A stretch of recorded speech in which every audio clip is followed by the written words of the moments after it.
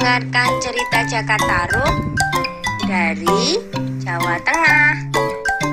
Pada zaman dulu, ada seorang pemuda bernama Jakatarup. Sepeninggal ibunya, Jakatarup mengisi hari-harinya dengan berburu. Hampir setiap hari ia berburu ke hutan. Hanya dengan berburulah Jakatarup bisa melupakan kesedihannya.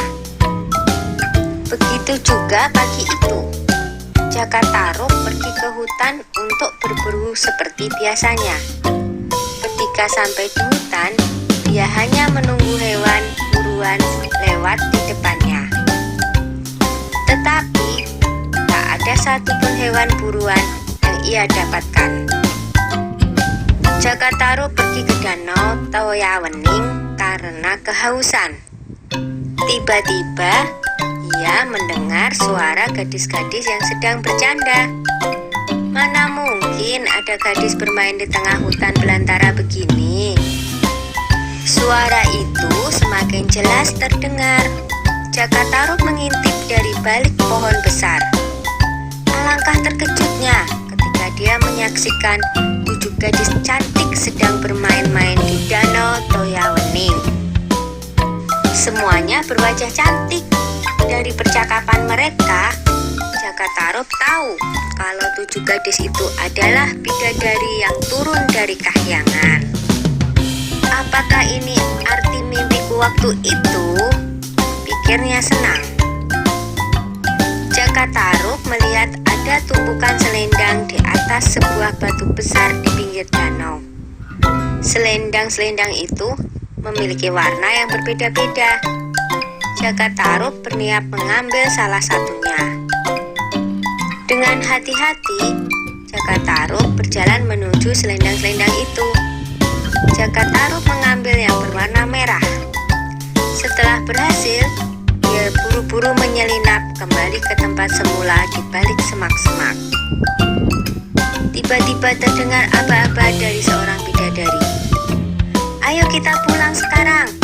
Sebentar lagi hari akan gelap." "Iya, benar. Ayo kita segera pulang sebelum matahari terbenam," sahut yang lainnya. Dan akhirnya para bidadari itu keluar dari danau. "Di mana selendangku?" teriak salah satu bidadari. "Siapa yang mengambil selendangku?" "Di mana kau taruh selendangmu, Nawangwulan?" tanya yang lain. "Tadi di sini," jawab Nawangwulan. Ia terlihat sangat panik karena tanpa selendang itu dia tidak akan bisa kembali ke kahyangan. Karena hari sudah mulai gelap, yang lain terpaksa meninggalkan Nawangwulan sendirian.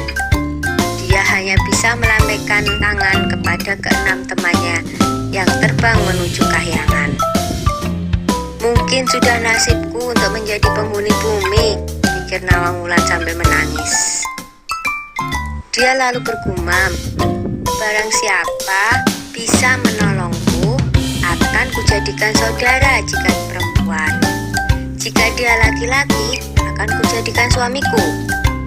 Lalu Jakatarup pun muncul dari balik pohon untuk menolong Nawangwulan. Akhirnya Jakatarup pun menikah dengan Nawangwulan, seorang bidadari dari kayangan. Mereka pun dikaruniai seorang putri yang sangat cantik yang diberi nama Nawangsih.